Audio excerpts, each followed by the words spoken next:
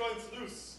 And if problems you have can't be solved in my office, then we'll dig you a grave and put you in a coffice. Are you the doctor? Seuss MD. Now don't be hasty. Point out your troubles. We've no time to waste it. It's just that most of my neighbors are all getting star implants upon their bellies, and I'm afraid of the man who's doing it. He doesn't seem credible. So I was in the market for a good plastic surgeon and thought I might pop around here. Stars upon bars is the thing you desire, but the surgery might make your skin feel on fire. So we'll draw out some blood and run tests in our lab, and when all's said and done, you'll be out off this slab. So, you'll do it? Oh, thank you, doctor. Thank you.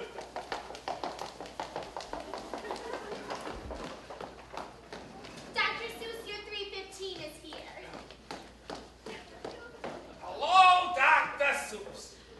Oh, you gotta help me, Doc. I got this terrible pain in my chest. You see, it all started when I got this bright idea to help save this little mountain town that I lived above during Christmas last year. It felt great. Oh, the things I could feel just by giving back to the community.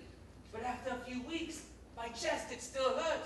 And after a month, what I thought was pure joy was actually agonizing pain.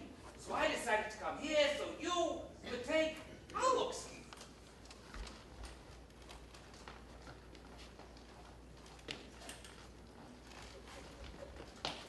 Your thumping and bumping does not sound correct. A deeper condition I'm starting to suspect. So we'll give you a scan to see what's in your ticker. It's keeping the blood in your veins moving quicker.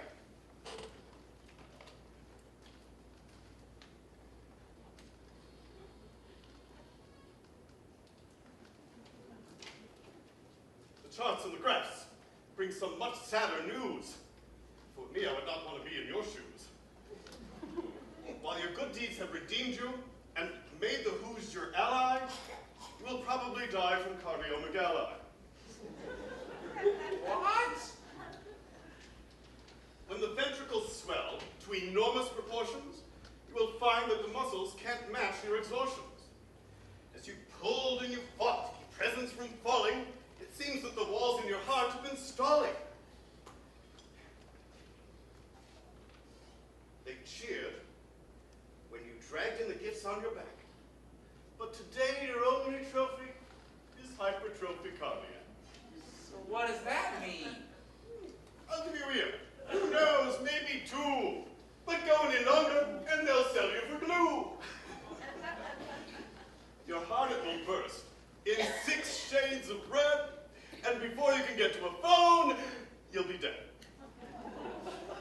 Thank you, Doctor. Thank you very much. Oh.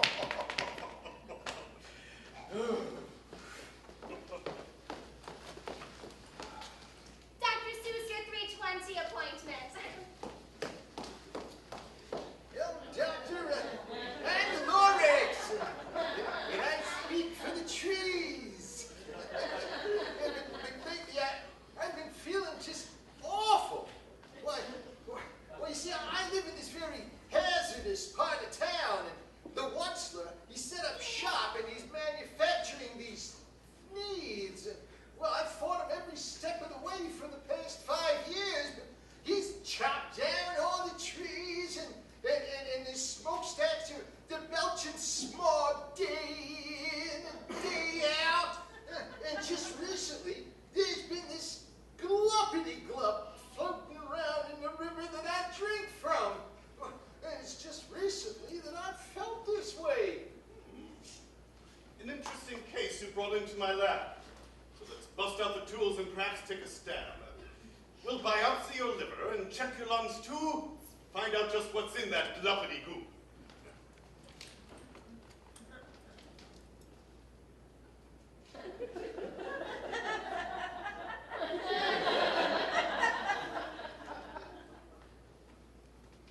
Well, These tests that I've done, you will not be amused. Your poor body has truly been used and abused. There are spots on this x-ray wherein lie your lungs, and lesions have sprouted down the back of your tongue. Dark tumors, both menacing and hardly benign, surely point to some other unfortunate sign. Your lungs, they are blackened and filling with blood. In your throat, it is coated with some ashy white crud. Not a technical term in the very same sense. Nonetheless, it is serious when it is this dense. Yes. The worst of the news, I'm afraid I say, are the side effects caused by this industry depraved. No, give it to me straight, Doctor. I'm hanging on by the seat of my pants. In 2 weeks from now, your thick mange will be stubble, and you'll stand on your stump near a pile of rubble, and be stark naked pale, since your hair you'll have lost, and demand that they answer for the things they have cost. And the truffle trees will have all been cut down, but you'll soon follow suit with a mustache-lined frown. You'll be sick, and have nosebleeds, and your skin, it will sting from the poison you drank from the pond in the spring. For that gluppity-glup that you saw floating by was chemical waste from that big factor, rye. So they've killed you, my friend, and it's all been a mess, and there's nothing I have that can save you unless... Unless what?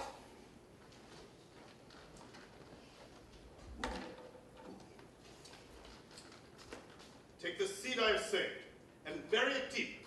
Plant it far out of sight from where industries sleep. Let it grow and mature, and your cure you might find. Then again, by that time, you'll most likely be blind.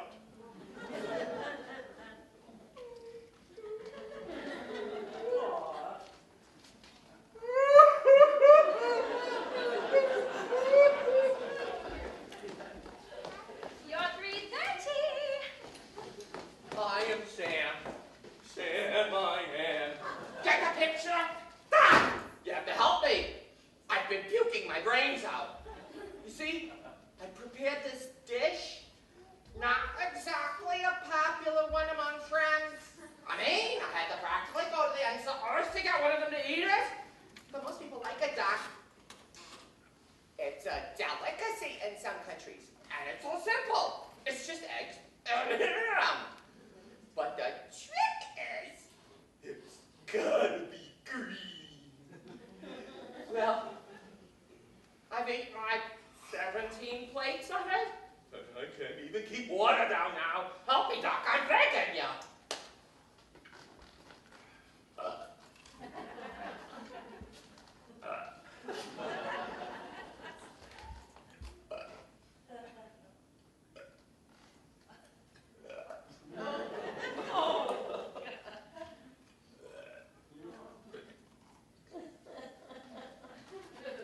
From these primary tests, your condition is mired. So it seems that several more tests are required. We'll examine your spit and run tests with your blood to determine what's made you sick from that green crud. But before we begin, let me warn you, beware! For the tests we'll perform are exotic and rare.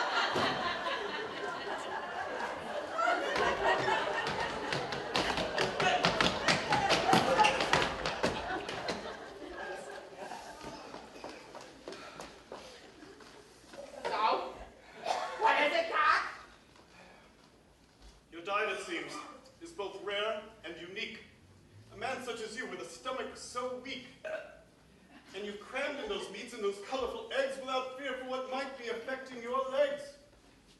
Your liver and stomach as well, I'm afraid. For you see, you've acquired a host which has laid a whole dozen of eggs of their own in your gut. And they'll grow, and they'll feed, and then come out your butt. With that, you've acquired a tapeworm as well. And it's giving your intestines and colon some hell. For that green that you prized on your eggs and your meat is a fungus that grows when exposed to the heat. So we'll take you to surgery to cut the bugs out, and once done, you'll feel better. Of that, there's no doubt. And we'll start you in a round of drugs for the fungus, so those ham and egg germs don't start spreading among us. Thank you, doctor. Ooh.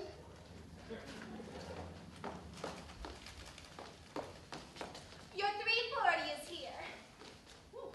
And it's a big one.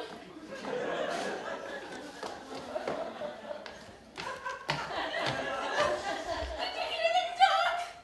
They keep speaking to me to help them. I've helped them so many times, but they never leave me alone. I saved them from a field of clovers that was nearly boiled until they screamed. They convinced me to sit on an egg until it hatched. They keep speaking to me and they won't stop. Just recently, they told me to stop on Bartholomew Cubbins and take his hats. And I did it! All 500 of them. What do I need 500 hats for? You have to help me, Doc. They told me if I didn't listen to them, they'd call up the circus.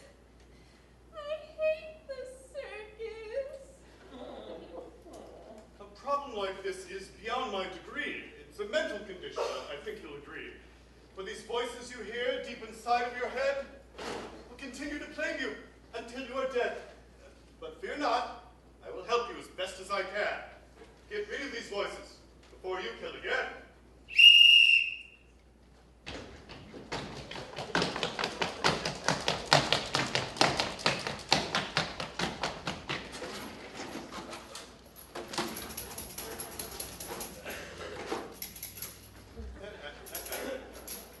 Oh.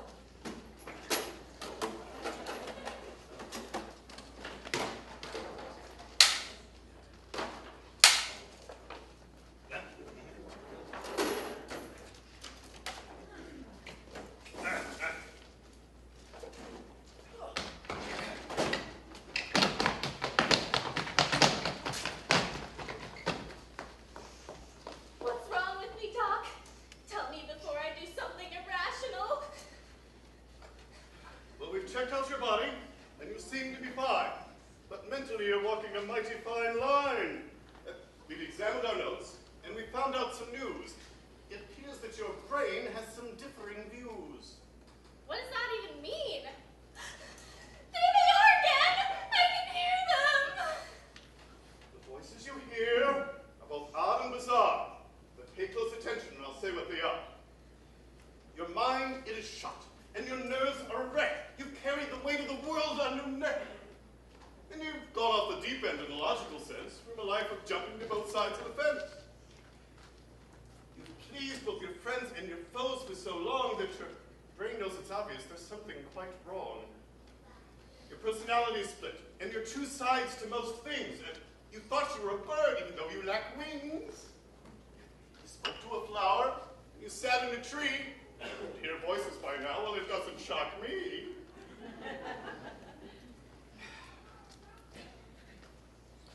But then again, what can we do?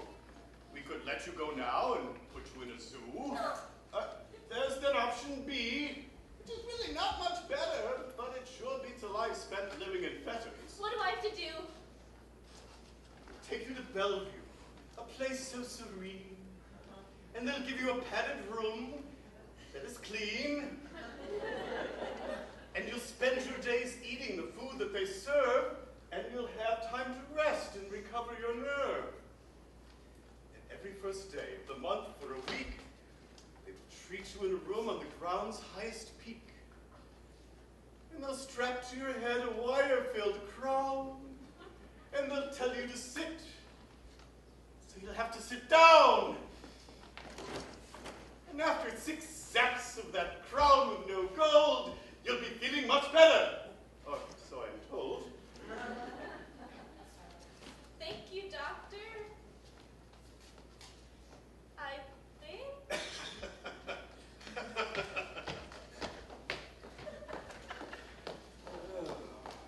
Doctor, your 4 o'clock appointment just walked in. Oh, and here's the last one on the list for today. Hello, Doctor. Last of the day, there's no question of that. Tell me how I can help you, my friend in the hat. Well, you see, I got this problem. I can't help myself when it comes on to me. I've recently been causing a string of problems in the neighborhoods nearby. I'm never satisfied. I've always got to be doing something. So I show up at a house and I just do things. You see?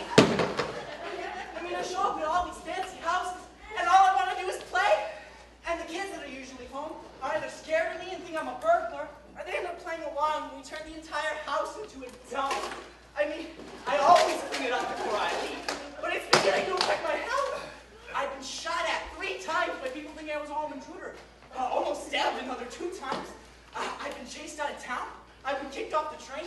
I've been issued a restraining order and denied on a plane. Oh my God, and it's ridiculous. It's all because I can't control my own version of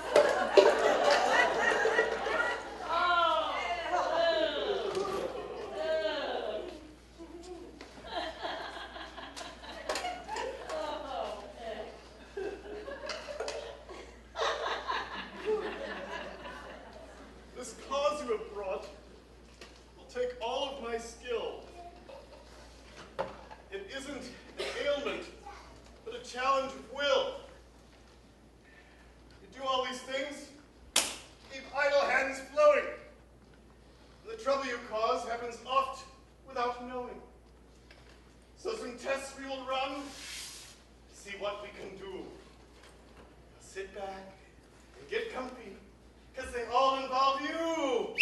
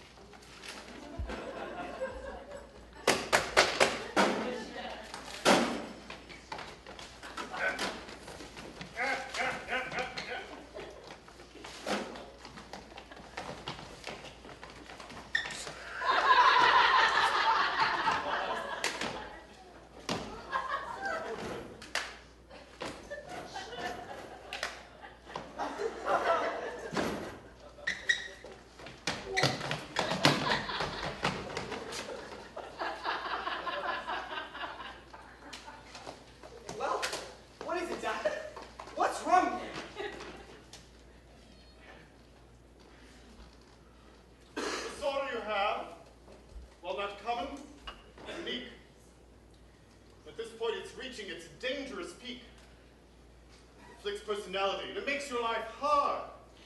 Its nature sadistic, the solution is marred. What more can we do? We've examined your head, and we found that there isn't much more to be said. Your constant desire to do damage for fun will cause you to feel like your life's on the run.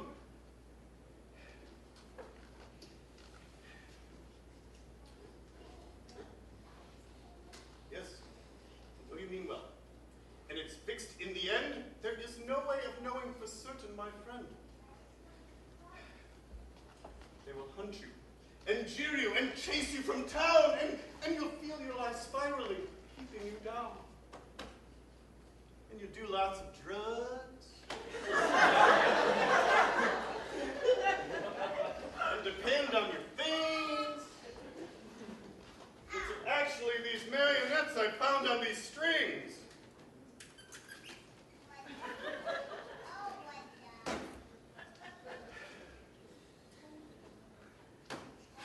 Your life will fail. Your fun will cease, and you'll end up depressed, getting ugly and obese. And the worst of the problems, my dodgy friend Cat, are the changes you'll see in your red and white hat. But not my hat. I love this hat. Unless you can find a good way to have fun, your hat, it will fail you in more ways than one. It will tear, it will rip, it will snag, it will stain as it slowly consumes what is left of your brain.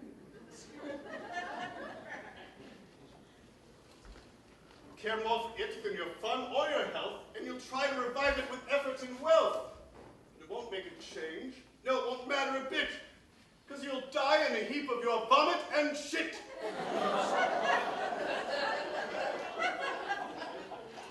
It's a life you don't want, and a life you don't need, a life craving fun and then ending in greed.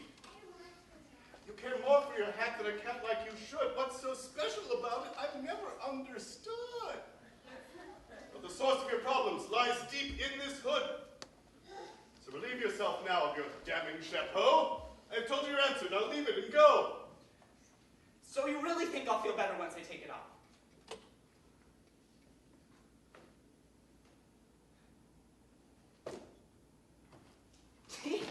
You know something? I do feel better.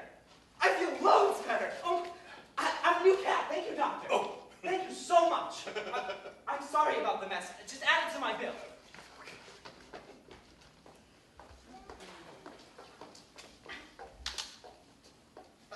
Sorry to interrupt you, doctor, but Miss Sneech is here again. She says it's urgent. Something about an emergency star removal surgery and a terrible rash. So I down this old hat with a wink and a grin. I've got nothing to lose. So, you know,